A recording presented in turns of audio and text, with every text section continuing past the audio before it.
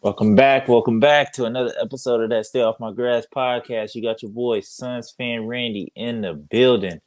And man, we got a dub today. I guess I don't know if Monty been watching my videos or whatever the case may be, but he decided to go double big today just to see what it do.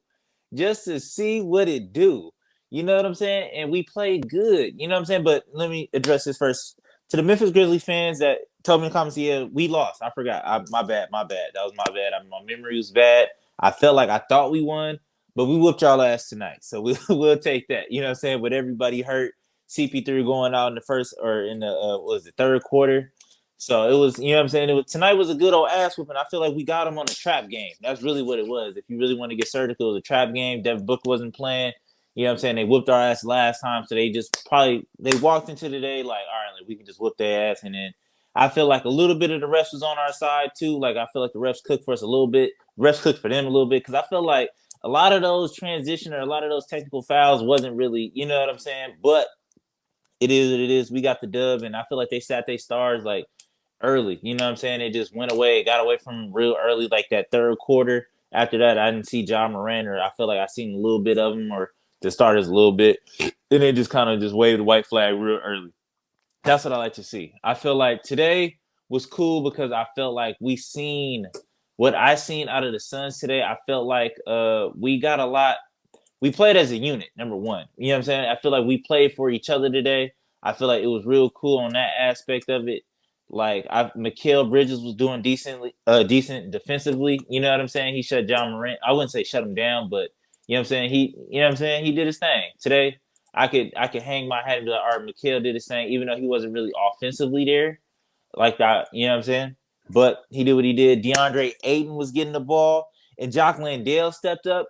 Even though he's not a shooter, you know what I'm saying? He hasn't really. I feel like that was the real main difference because I feel like we was getting it to Jock Landale in the corner, and at that time, like Memphis just didn't know what to do. You know what I'm saying? We was getting it to him in the corner. He would shoot it sometimes. He would take some people off the dribble. He traveled a couple times, so it was just like they didn't really know how to get it. You know what I'm saying? And it seemed like they took time. They watched film and they attacked, you know what I'm saying? And they attacked the Memphis Grizzlies' weaknesses and went for it. You know what I'm saying?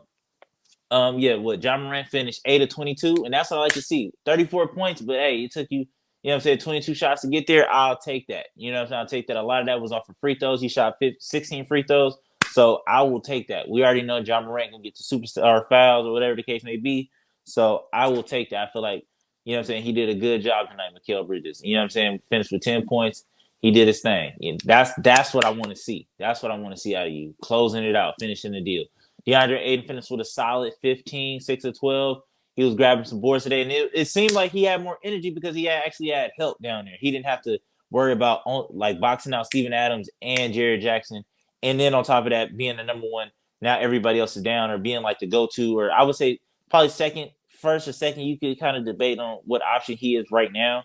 Like, but yeah, he has to do all of that, and then on top of that, be the offensive guy too to go to. You know what I'm saying? That's asking for a lot. So I appreciate Monty sitting down watching film, stop being, you know what I'm saying? Like start actually coaching. You know what I'm saying? And we got a lot of help from a lot of the bench. You know what I'm saying?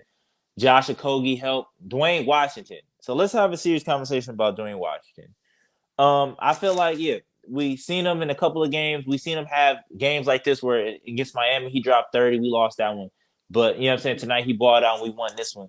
And I feel like honestly, all right, boom. So the negatives is he went 10 to 21 with 26 points. So on the face, like it's like that's not good. You know what I'm saying? But I feel like the load of his points kind of came in that first, second, and third quarter. You know what I'm saying? I feel like in the fourth quarter he was just cold. They was ready to get up out of there, so it was what it was. But how I look at it going forward, and I was having this debate in the group chat, would I rather have him getting burned over campaign? So let's look at the positives of having campaign. Campaign don't shoot as much, right? Like he don't shoot as much like early in the shot clock or you know what I'm saying, whatever the case may be. Like he don't shoot the ball as much as Dwayne Washington. I will give you that. But I feel like I'd rather watch Dwayne Washington shoot than campaign drain the clock and then blow the layup at the end. You know what I'm saying? Or blow a bunch of layups. You know what I'm saying? I'd rather watch Dwayne Washington go 10 to 21 than campaign. That's me personally. You know what I'm saying? He finished with what, 3 turnovers. So you know what I'm saying? I guess, and I feel like Dwayne Washington can play make a little bit better than campaign, because I feel like campaign only play make when it's like it seemed like they really got to sit down and bring it home. Like it seems like, all right, like Cam, like don't forget to play make. You know what I'm saying? I feel like Dwayne Washington is like more of a natural kind of like I could do both. You know what I'm saying? Like I can pass and I could get my buckets, and that's just what I do. You know what I'm saying? And I feel like from a lot of the guards outside, not named Chris Paul, I feel like he is one of the best on this team that can get DeAndre Ayton the ball in the post. So I feel like from what I've seen from him, I haven't seen a whole lot, but I just seen like whenever he seems like he get his name called upon, like he always like I haven't seen a bad like Dwayne Washington game yet. So you know what I'm saying? But like I said, y'all know how I feel about campaign. So it is what it is. And so hopefully, if Dwayne Washington is smart, I mean, it's, you know what I'm saying? It is what it is. But this is his time to step up to take his spot. You know what I'm saying? Right now, campaign dealing with an ankle injury. So right now is the time. If it's any time, opportunity, you got nothing but space and opportunity.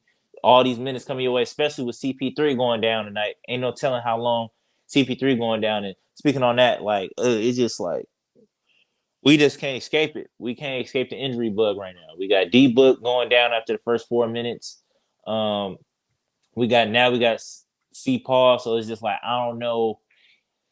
Like I hope it's just like a bruise kind of situation. I hope it's not like a calf kind of strain or whatever the case may be, because that can linger for a little bit longer. Hopefully it's just like a bruise to his leg or something. You know what I'm saying? And we can just bounce back off of it like that. But he is 38 years old, so it's gonna be tough for him to just bounce back in general. So hopefully, I'm wishing for the best, praying for the best, brace yourself for the worst.